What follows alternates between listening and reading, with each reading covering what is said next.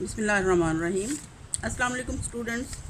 آج ہم جس ٹاپک پہ بات کریں گے وہ ہے fundamental principles of Islamic administration, یعنی اسلام میں ایڈمنسٹریشن کے لیے کون سے بنیادی اصول ہیں۔ اس میں سب سے پہلا اصول جو ہے وہ ہے تقویٰ۔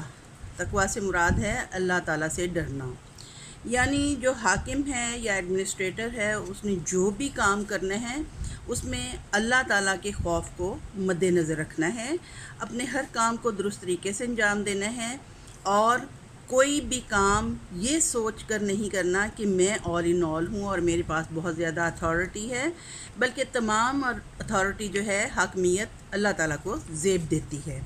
اور چونکہ اللہ تعالیٰ نے انسان کو خلیفۃ الارض بنا کر بھیجا ہے، کیونکہ حاکم تو اللہ ہے اور اللہ تعالیٰ کے احکامات کے مطابق انسان نے تمام تر عمل کرنا ہے۔ اس میں دوسری بات یہ آ جاتی ہے کہ مساوات کیا ہے کہ سب لوگ برابر ہیں، تمام لوگ برابر ہیں، اس میں کسی کو کسی پر کوئی فوقیت حاصل نہیں ہے۔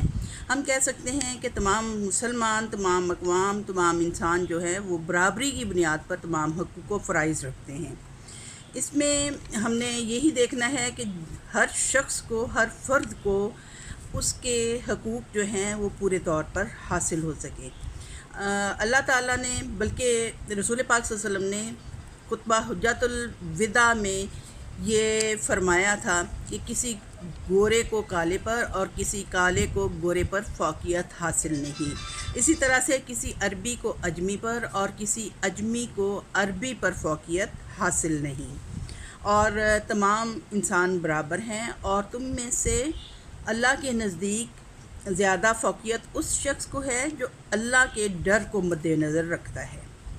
حریت فکر و عمل، یعنی جو بھی فکر سے مراد یہ ہے کہ سوچ سمجھ، اور عمل جو بھی کام کرنا ہے، تو اس میں بھی تمام چیزوں کو اللہ تعالیٰ کے ڈر کو مد نظر رکھتے ہوئے انسان نے اپنے تمام عمل کرنے ہوتے ہیں۔ احترام آدمیت بہت اہم اصول ہے، یعنی اس میں انسانیت کا خیال رکھنا ہے۔ تمام افراد دنیا جو ہیں وہ حضرت آدم علیہ السلام کی اولاد ہیں، اور تمام لوگوں کے ایک جیسے حقوق ہیں۔ کوئی بھی کسی سے، کوئی امیر کسی غریب سے زیادہ حقوق نہیں رکھتا، اور کسی غریب کو اس لحاظ سے اہمیت نہیں دی جا سکتی کہ اس کو امیروں کی نسبت زیادہ حقوق حاصل ہوں، اور احترام آدمیت کو مد نظر رکھنا بہت ضروری ہے۔ عدل بہت اہم ہے، اور کہتے ہیں جس معاشرے سے عدل اٹھ جاتا ہے وہاں پہ ناانصافی کا دورہ ہو جاتا ہے، اور وہاں پہ انسان جو ہیں وہ زیادہ بہتر طور پہ زندگی نہیں گزار سکتے۔ لہذا عدل کو مد نظر رکھنا بہت ضروری ہے۔ رسول پاک صلی اللہ علیہ وسلم کا فرمان ہے کہ اگر میری بیٹی فاطمہ بھی چوری کرتی تو میں اس کا ہاتھ بھی کاٹ دیتا، یعنی رسول پاک صلی اللہ علیہ وسلم اپنی بیٹی کو، یعنی اپنی اولاد کو فوقیت نہیں دیتے، بلکہ تمام انسانوں میں عدل کو برابر قرار دیتے ہیں۔ اطاعت امیر، جس طرح کہ اللہ تعالیٰ قرآن پاک میں فرماتے ہیں وَأَطِیعُوا اللَّهَ وَأَطِیعُوا الرَّسُولَ، کہ اللہ کی اطاعت کرو اور اس کے رسول کی اطاعت کرو۔ اسی طرح سے جب کسی گروہ پر کسی ایک انسان کو لیڈر بنا دیا جاتا ہے یا حاکم بنا دیا جاتا ہے تو اس کی اطاعت کرنا ہم پر فرض ہوتی ہے۔ اسی طرح سے کہتے ہیں، کہا گیا ہے کہ اگر آپ پر کسی نگٹے حبشی کو بھی امیر بنا دیا جائے تو اس کی اطاعت کرنا آپ پر فرض ہے۔ سچائی اور راست بازی جو ہے یہ کسی بھی معاشرے کو کامیاب کرنے کے لیے بہت ضروری ہے، یعنی سچ اور حق کا ساتھ دینا اور سچائی سے کام لینا۔ کہتے ہیں کہ جہاں شہادت دینے کی ضرورت ہوتی ہے وہاں پر اگر آپ کو اپنا کوئی ذاتی یا اپنی خاندان کو بھی کوئی نقصان پہنچ رہا ہو، لیکن آپ نے چونکہ سچ کا ساتھ دینا ہے لہذا شہادت کو نہ چھپاؤ۔ شہادت چھپانے سے یہ مراد ہے کہ اپنے فائدے کے لیے کسی گواہی کو چھپا لیا جائے، بلکہ اس میں یہ ہے کہ آپ نے گواہی دینی ہے تو سچائی اور راست بازی کو مد نظر رکھنا ہے۔ تحمل، ایڈمنسٹریشن میں تحمل کو سب سے اہمیت حاصل ہے۔ کوئی بھی حاکم جو ہے جب تک وہ تحمل سے کام نہیں لے گا، اگر وہ چھوٹی چھوٹی باتوں پر فلیئر اپ ہوتا ہے، غصے میں آ جاتا ہے، تو وہ کسی بات کو بھی جانچنے کا اہل نہیں ہوتا۔ تو اس کو تحمل سے دوسروں کے نقطۂ نظر کو سننا ہوتا ہے، سمجھنا ہوتا ہے، اور اس کے بعد کوئی فیصلہ کرنا ہوتا ہے۔ مشاورت بہت اہم ترین قانون ہے، اور رسول پاک صلی اللہ علیہ وسلم کے زمانے میں بھی آپ کو اللہ تعالیٰ نے قرآن پاک میں حکم دیا تھا کہ آپ اپنے ساتھیوں سے مشورہ کر لیا کریں۔ تو اس حوالے سے ہم مثال دیتے ہیں جنگ خندق کی، کہ جب آپ صلی اللہ علیہ وسلم نے اپنے ساتھیوں سے مشورہ کیا تو آپ کے ساتھیوں نے یہی مشورہ دیا کہ شہر میں رہتے ہوئے ہم جنگ کریں اور شہر کی حفاظت کے لیے شہر کے گرد گرد ایک خندق کھود لیں۔ لہذا اس مشورے پر عمل ہوا اور اس طرح سے جنگ خندق میں کامیابی حاصل ہوئی۔ اجتماعی بھلائی ہمارے ایڈمنسٹریشن میں سب سے اہم بات یہ ہے کہ اقربا پروری سے گریز کیا جائے اور اجتماعی بھلائی کے حوالے سے کام کیا جائے۔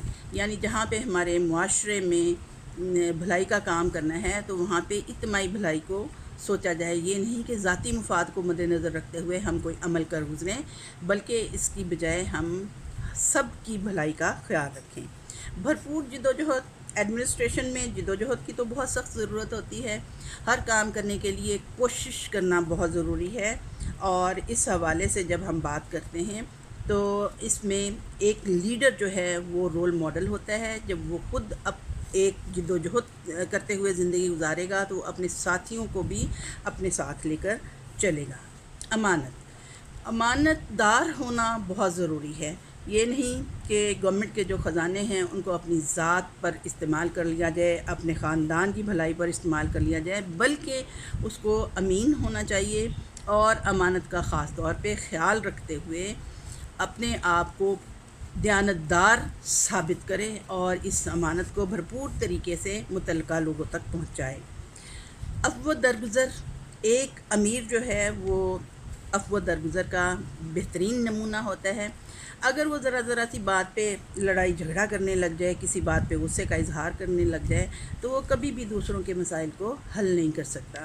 تو اس میں برداشت ہونی چاہیے، عفو درگزر کا اس میں جذبہ ہونا چاہیے کہ کہیں پہ اگر اس کے ساتھ کوئی زیادتی بھی کرتا ہے تو وہ اس کو برداشت کر لے۔ تدبر بہت ضروری ہے۔ تدبر کیا ہے؟ کسی معاملے پر غور کرنا، سوچنا، اس میں اس کی تمام پہلوؤں پر غور کرتے ہوئے اس کی بھلائی اور برائی پہ غور کرنا اور کسی فیصلے تک پہنچنا۔ تعاون کا جذبہ جو ہے یہ ہونا چاہیے، آپس میں ایک دوسرے کے ساتھ تعاون کرنا ہے۔ یہ نہیں کہ جو میں نے حکم صادر کر دیا ہے اسی پہ عمل ہو، بلکہ یہ ہے کہ تعاون کرتے ہوئے ایک دوسرے کے ساتھ مل جل کر کسی بہتری کے عمل کی طرف گامزن ہو۔ رواداری کا جذبہ بہت زیادہ ہونا چاہیے۔ رواداری کیا ہے کہ مذہب کے حوالے سے ہم دیکھ سکتے ہیں کہ ہمارے ملک میں یا ہمارے علاقے میں رہنے والے جو ہیں وہ مختلف مذاہب کے پیروکار ہوتے ہیں، تو اس حوالے سے ہمیں رواداری ہونی چاہیے۔ کوئی اس طرح سے ہم عمل نہ کریں کہ ہم اپنے آپ کو بہت زیادہ پاکیزہ شو کریں اور دوسروں کو ہم سمجھیں کہ وہ برے انسان ہیں، بلکہ یہ کہ رواداری کا احساس ہونا چاہیے۔ حقوق و فرائض میں توازن جو ہے وہ ہونا چاہیے کہ میرے حقوق کیا ہیں اور میرے فرائض کیا ہیں۔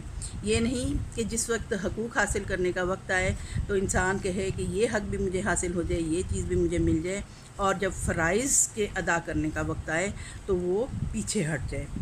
اور اخوت جو ہے یہ اسلامی نظم و نسق کے بہترین اصولوں میں سے ہے۔ اخوت کیا ہے؟ اخوت سے مراد یہ ہے کہ تمام اولاد آدم جو ہے وہ برابر ہے اور بھائی بھائی ہیں۔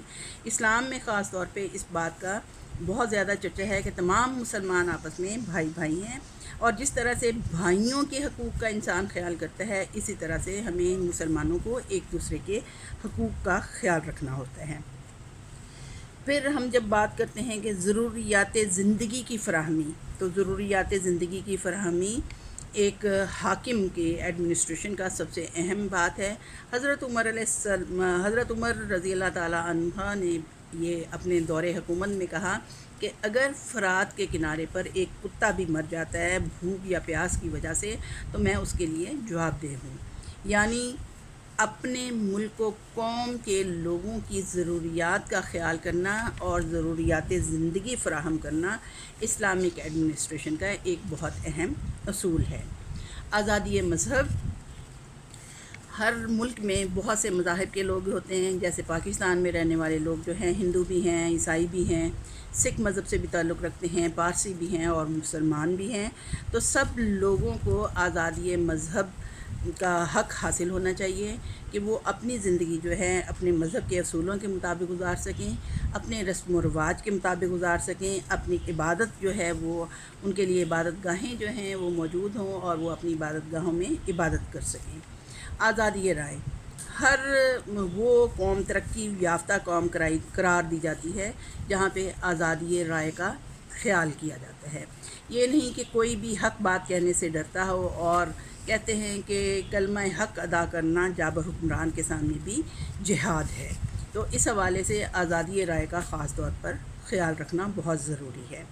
پھر یہ ہے کہ آزادی نقل و حمل، اب اس حوالے سے اگر ہم بات کریں تو ایسا نہیں ہونا چاہیے کہ ہمارے جیسے ملک پاکستان میں 5 صوبے ہیں تو ہم ہر صوبے میں آزادی سے آ جا سکیں، کہیں بھی نو گو ایریا نہ ہو، کسی شہر میں کسی علاقے میں ایسا کوئی نو گو ایریا نہ ہو، جیسا کہ پرانے کچھ عرصے میں ہم نے دیکھا کہ کراچی میں کچھ ایسے ایریاز بنا دیے گئے جن کو نو گو ایریاز کہتے تھے، جہاں پہ عام افراد نہیں جا سکتے تھے۔